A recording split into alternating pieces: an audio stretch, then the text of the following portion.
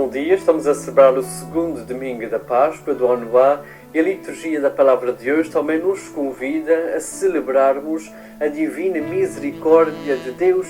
E é engraçado que a misericórdia significa colocar o nosso coração pobre à disposição do outro, à disposição da comunidade, despojarmos-nos de tudo aquilo que nos preenche demais, nos preenche excessivamente. Por isso a primeira leitura traz-nos uma comunidade primitiva, a comunidade cristã, onde os discípulos, onde os apóstolos de Jesus Cristo viviam de uma maneira fraternal, viviam em partilha, ou seja, era uma comunidade. Faz muito lembrar o conceito de justiça evangélico, que é atribuir a cada um aquilo que é seu. E o que é que estes apóstolos, estes discípulos da comunidade primitiva faziam? Aquilo que eram deles, eles colocavam em comunidade, partilhavam em comunidade. Isto é que é a verdadeira caridade. A verdadeira caridade não é dar-nos uma coisa que nós temos a mais. A verdadeira caridade é quando nós colocamos em partilha uma coisa que é minha, que me faz falta, mas que também pode ser do outro, porque faz falta ao outro. E então nós colocamos em partilha. Um coração misericordioso é isso, é um coração que se despoja daquilo que é somente seu, para se enriquecer com aquilo que é seu e também pode ser do outro. É esta a grande mensagem da primeira leitura das comunidades cristãs, através do Espírito Santo, que as faz viver nesta caridade, nesta fraternidade, porque nós sabemos que o Espírito Santo é o congregador das comunidades. E é engraçado que certamente todos os discípulos, como nós vemos nos Evangelhos, todos os apóstolos de Jesus Cristo tinham personalidades diferentes, e o Espírito Santo é aquele que congrega-nos nas nossas diferenças. São João 23 dizia: procuremos sempre o que nos une e nunca o que nos separa. Isto é nada mais do que a própria ação do Espírito Santo. A ação do Espírito Santo em comunidade faz-nos unir por aquilo que nós temos em comum. E também é engraçado que as nossas diferenças também contribuem para a construção da comunidade, porque todos nós somos diferentes, mas todos nós também somos iguais, porque somos homens e trabalhamos para o mesmo fim, que é a comunidade eclesial, que é a comunidade de Jesus Cristo, esta igreja que é de Jesus Cristo e que não é nossa.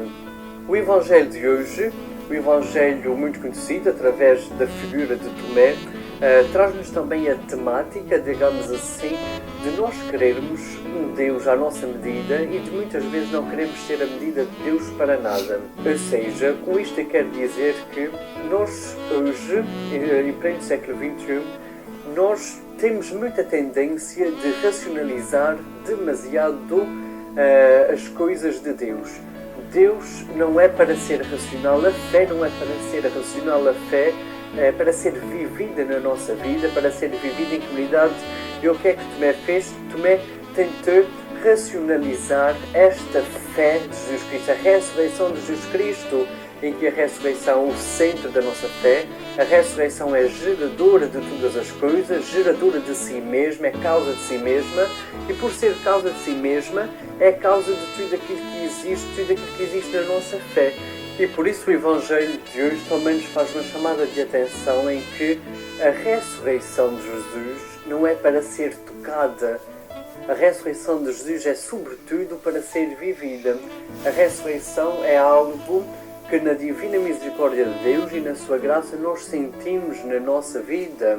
Eu julgo que Tomé é a grande figura do homem, de grande parte dos homens do século XXI. Um homem racional que tenta racionalizar a fé, em que tudo aquilo que é de Deus tem de ser plausível para acreditarmos.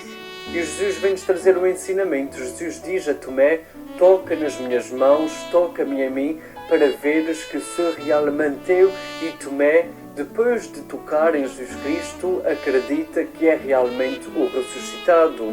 O grande ensinamento daqui está precisamente naquilo que o Evangelho nos diz: felizes os que acreditam sem terem visto. Nós vamos escutar nos próximos capítulos do Evangelho sempre estes encontros do ressuscitado com a humanidade, com os discípulos, com figuras concretas, para nos fazer acreditar na sua graça, na sua misericórdia e não nos fazer desiludir com o facto de Cristo ter morrido, porque nós muitas vezes nós somos cristãos de Sexta-feira Santa, cristãos que ficamos sepultados, digamos assim, no sepulcro de Cristo. Nós esquecemos muitas vezes que o nosso Cristo ressuscitou e, portanto, a fonte de alegria é esta, é a ressurreição de Jesus Cristo.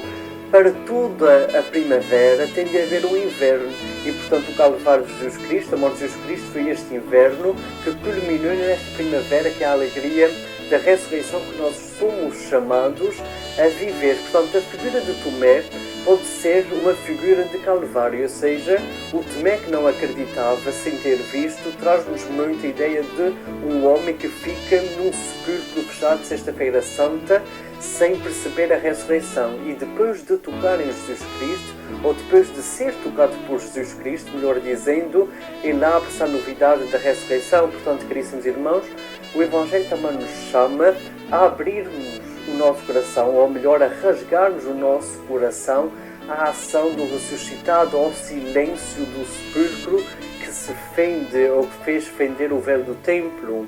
Há um pormenor muitíssimo importante no Evangelho de Páscoa, em que nós podemos salientar também hoje, em que Jesus Cristo, quando ressuscita, o Evangelho narra-nos que no chão ficaram as suas ligaduras, os seus ligamentos, os panos, mas Jesus faz uma coisa que é enrola o sudário era o véu que cobria o rosto, à parte. E porquê é que Jesus faz isto? Para nos deixar uma mensagem extremamente importante para a nossa vida, uma mensagem de esperança. Na tradição hebraica havia muita ideia de mestre e de servo. E acontece que na ceia judaica, ou no comer judaico, o mestre, quando comia, colocava o seu pano em cima dos joelhos. E o mestre, quando acabava de comer, pegava neste pano e colocava-o de lado, e assim o servo sabia que o mestre não voltaria para voltar a comer. Mas se o mestre colocasse o pano enrolado à parte em cima da mesa, o servo sabia que não deveria levantar a mesa, porque este pano enrolado significa que o mestre voltaria para acabar a refeição. E então o que é que Jesus fez?